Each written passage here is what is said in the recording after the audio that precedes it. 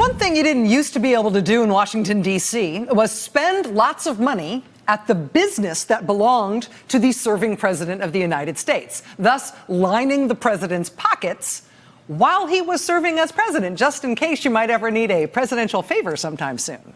But now you can do that. We have indeed seen tons of foreign governments, for example, spending lavishly at President Trump's D.C. hotel, which is located on a site that he leases from the federal government. They lease rooms, they rent rooms in his hotel, they spend money in his hotel when foreign dignitaries come to town to meet with his administration on official business. They presumably think that will be noticed.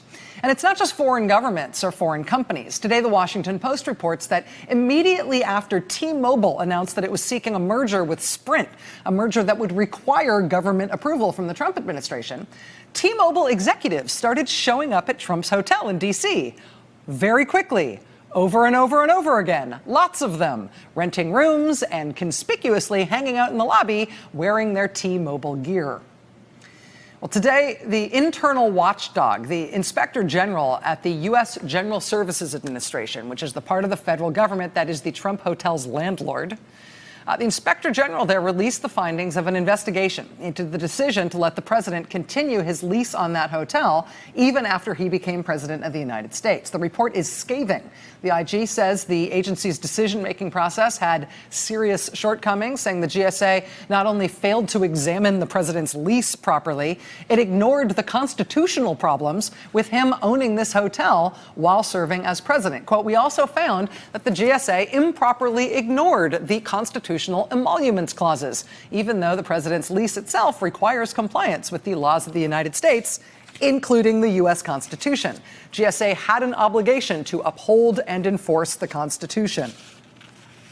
But this question, this basic question about whether the president's operation of his D.C. hotel, whether it may not be just obviously improper, it may be illegal, even unconstitutional, this is a live question right now. 2 lawsuits from state attorneys general and from hundreds of Democratic members of Congress have been making their way through the federal court system, charging that Trump is violating the Constitution with his hotel business. Well, now the internal watchdog at the agency that leases that land to him says that the way that agency decided to let him continue on with that lease was roundly and manifestly improper.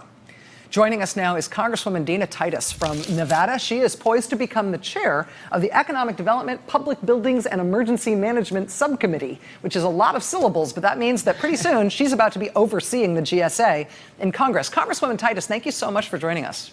Oh, it's my pleasure. Thank you for having me. So I've briefly summarized what's going on with this GSA report, that they essentially improperly considered the constitutional issues about the president's hotel. What do you make of this overall issue and about how this report today advances our understanding of it? Well, as you mentioned, this is not anything new. We have filed lawsuits against it.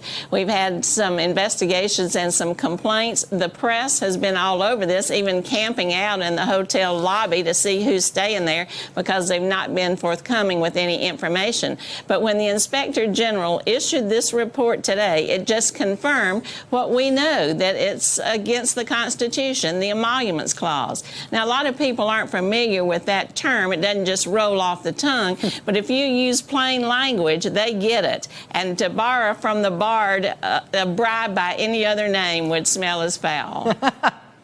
Well, in terms of the remedy here, I mean, I read this Inspector General report. It's not that it's long. It's not that hard to read, though. And essentially, they said the remedy here is that, look, the lawyers at this agency never looked at the constitutional issues here. In a word, they punted. They just decided not to consider this because they didn't want to deal with the hassle of it. And the remedy that the Inspector General is directing here is that actually there needs to be a legal assessment here. This properly needs to be looked at by the government. As the woman who's going to be overseeing this agency in Congress more acutely than any other, does that remedy seem like enough to you? Do you have faith that if they're directed to finally legally consider these matters, they'll do so properly?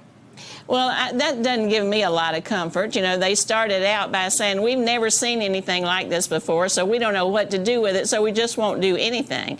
I also worry about the lawsuits because even though we may win in some lower courts, when the president has stacked the Supreme Court, I'm not too optimistic. But in my role, and I think this will be formalized fairly soon, on this committee, we will hold hearings and we will bring the Inspector General in and the GSA and whoever whoever it takes from the hotel to see if we can't get some answers.